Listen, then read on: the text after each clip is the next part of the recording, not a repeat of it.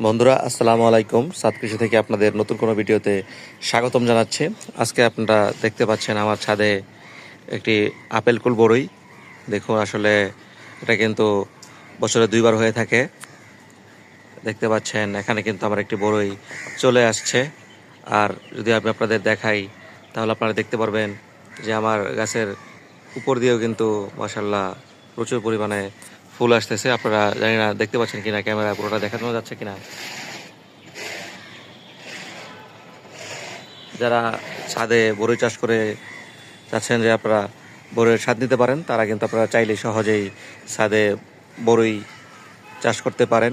আসলে এটি খুবই অল্প জায়গা লাগে, অল্প জায়গাতে কিন্তু এটা ভালো ফলন হয়ে থাকে। আমি কিন্তু একটি ড্রামে জৈব সারের মাধ্যমে গাছটি প্রয়োগ করেছি।